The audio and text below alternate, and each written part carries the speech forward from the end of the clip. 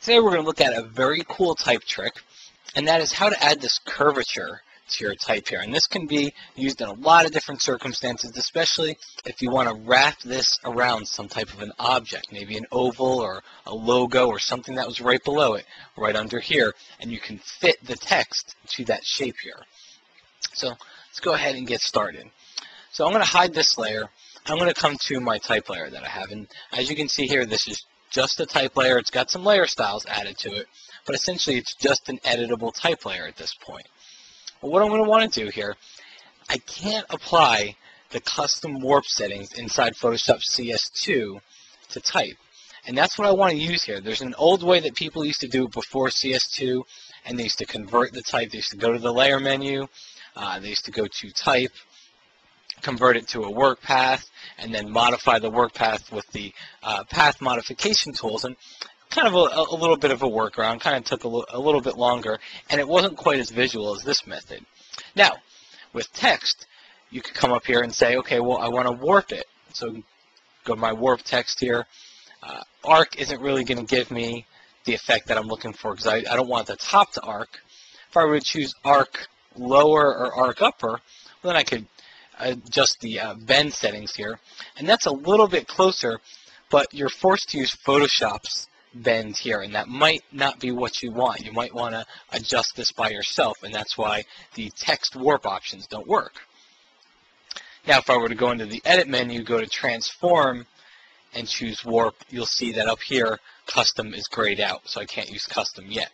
That's why we need to convert this to a shape.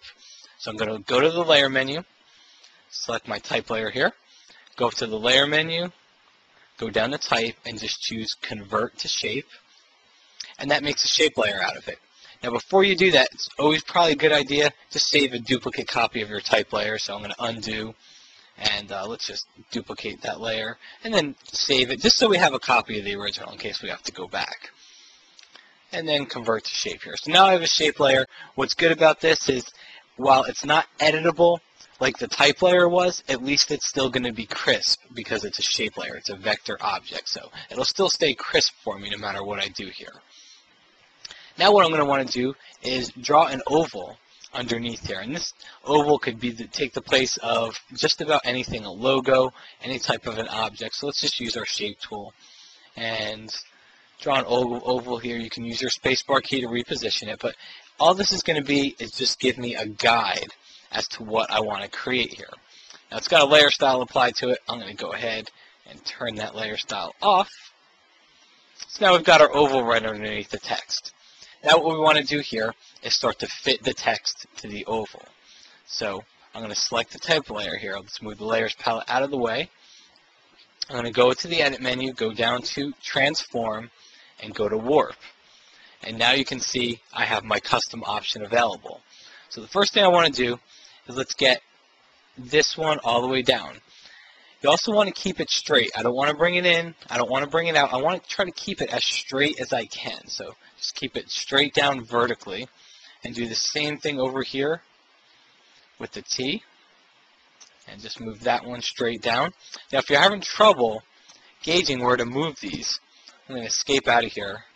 Let's show our rulers here, and you can bring down a guide just like that. And now let's go ahead and we'll edit it again, transform, go to warp, and now let's bring that guy down, and we'll come over here and bring him down. Remember, we want to try to keep it straight there. And then what we'll do here is I'll click in the center, and I'll start to maybe try to just bring that text up just a little bit. And I went a little too far here, so the nice thing about warping is you can always change it. So bring that up a little bit, bring that one up a little bit, and now we can kind of nudge that just a little bit too. Now, you can see here, see that toggle button? If I click that, it goes back into free transform mode, and now I can move this around if I want to. So I'll probably move it up just a hair, and then go back into warp mode. And then what I'm going to do is move these guys down a little bit more, just to try to get them to fit around that curvature, and then take these handles and just kind of move them straight up. Don't move them to the right, don't move them to the left. Again, we want to do straight up and down vertical moves here.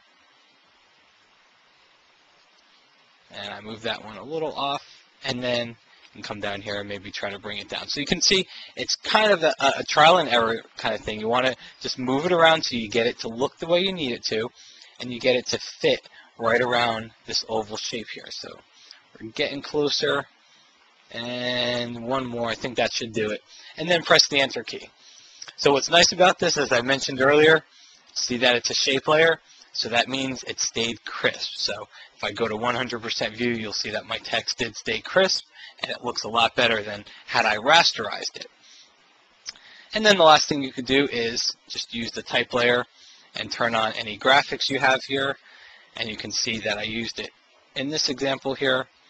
Get rid of my guide, and I used it just for a beer label. I don't know why, but that's what came to mind for this one. But I've seen it used just about everywhere. It's used in a lot of different types of ads, a lot of different types of labels, and it really adds a nice effect to try to fit that text around any logos. So I hope you enjoyed this tutorial, and we'll see you again next time.